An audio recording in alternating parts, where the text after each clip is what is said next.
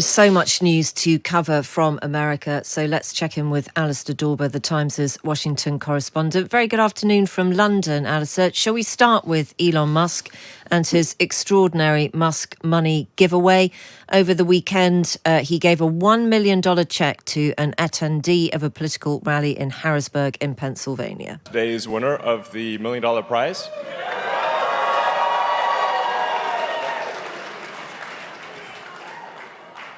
So it's Christine Fischel. Would you like to come up? Well, yes, Christine did want to come up because she took away $1 million. Alistair, talk us through this and explain how on earth that can be legal and what Musk is trying to achieve here. Well, I mean, there are plenty of people saying that they don't think it is legal, not least Josh Shapiro, the governor of Pennsylvania, where this happened on Saturday. This goes to a petition that Elon Musk is trying to persuade people to sign, where people will support the First and Second Amendments to the US Constitution. That's the first, the right to free speech, and the second, the right to bear arms. It's part of his campaign to really get behind Donald Trump. He's asking people in the 7 swing states that we think are going to be key in a fortnight's time in the US election to sign this petition, to get other people to sign the petition. As you saw there in the clip, he's handing out $1 million checks to those that sign the petition, promise they're going to vote, and persuade others to sign the petition as well.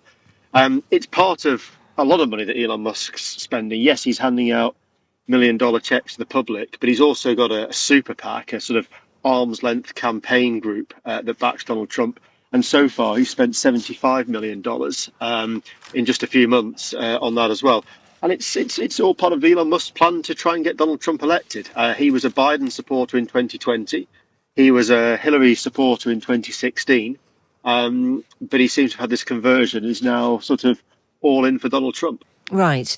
Can I just push you on the point of the legality of this, though, Alistair? Because in terms of federal law, that quite clearly states that anyone who pays or offers to pay for registration to vote or for voting can face up to $10,000 in fines. Now, that wouldn't even touch the sides of Elon Musk's Sweetie Fund, or a 5-year jail sentence. But that seems to be quite clear about what actually would be breaking the law. Well, it does, and I think that I'm not a lawyer, and so it's up to others. And there are certainly people here who are questioning the legality of it. But it does center on this petition that Elon Musk is trying to persuade people to sign over these the two amendments to the US Constitution. So I think his argument will be this isn't trying to get people to vote. This is trying to get people to sign a petition and to gain support for a petition. But you're right. I mean, there are lots of people on the Democratic side who are questioning whether this is legal. Clearly, it's an attempt to drum up interest in the election, and there's no doubt at the moment or now as to who Elon Musk is supporting. Yeah. There may be lawsuits. We'll see what happens down the track. Shall we stick with talking about Trump? We can all do it if we hold tight. He has put in a shift working at McDonald's. Let's hear him doing the stuff with his fries. I could do this all day. I wouldn't mind this job. I like this job. I think I might come back and do it again. Thank you. Look at that. Mr. Look at that. How are you? Thank you, Mr. President. Nice to see you. You made it possible for ordinary people like us to meet you. You're not ordinary. Well, I mean, he's not going to go back and do it again for real, is he? But he's also used it as a bit of a stunt to have a go at Kamala Harris, hasn't he? And accused her of lying when she said that she did actually work in McDonald's. That's right. He said he did a shift. He did about 15 minutes. I think he served a couple of customers at a McDonald's. So one of Kamala Harris's things is that when she was a student, like lots of people, she had a student job, and that happened at McDonald's. Now, I think that helps her argument that, she knows what it's like to be ordinary. She's a sort of person of the people, that kind of thing. Donald Trump, I don't think really ever had a Saturday job. And I think it's just his way of trying to sort of say, well, this isn't true. But unfortunately, it is true. And it's again, Trump sort of just questioning a narrative which helps other people, which is entirely true. Yeah. Kamala Harris did work at McDonald's. So she's got proof that she worked at McDonald's. It's an Right. absolute undeniable truth for her. It is, and Trump didn't. But as long as he keeps saying he doesn't believe that she did, people will believe her. And we might get onto this, but the polls suggest that enough people believe him that the polls say the race is very, very tight. Yeah. So tell us more about that. Just how tight is it? It's very difficult to call at this stage. I mean, often you come into elections anywhere around the world and you can say, well, this person's clearly ahead. There's a new poll for the Washington Post this morning, for example, which looks at the 7 swing states. Harris has a lead in a few.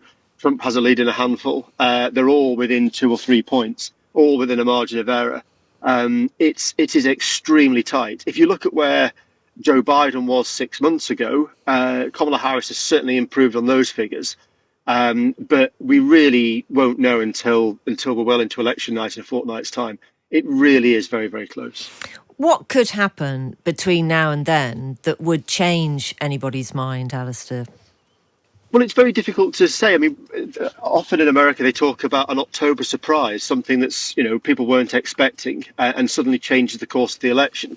And if you think of what we've had over the last few months, we've had Trump being shot at and shot. We've had Joe Biden stepping out of the race. We've had things that would normally affect elections, like improving economies and international events that are having an impact. It's very difficult to think now about what might persuade someone to change their mind. It's going to come down to a handful of people who genuinely aren't decided yet, and I don't think there are too many of those. Or turnout. Can both sides get their voters out in these 7 swing states that will decide the election? I mean, we might not even know on election night in Pennsylvania, which is one of the really key battleground states. Postal votes must be counted, even if they're postmarked on election day. So even if the vote only arrives on a Friday or a Saturday into a counting depot, as long as it's postmarked election day, that vote must be counted. So we're all saying next a fortnight tomorrow we'll know the result. It might take a few days longer. Where will you be on election night, Alistair? That is a good question. I'm not sure yet. We're still deciding where we're going to be around the country, but quite possibly Donald Trump down in Mar-a-Lago. Okay, right. Well, we'll check in with you there. Always lovely to talk to you. Thank you very much. That's Alistair Dawber,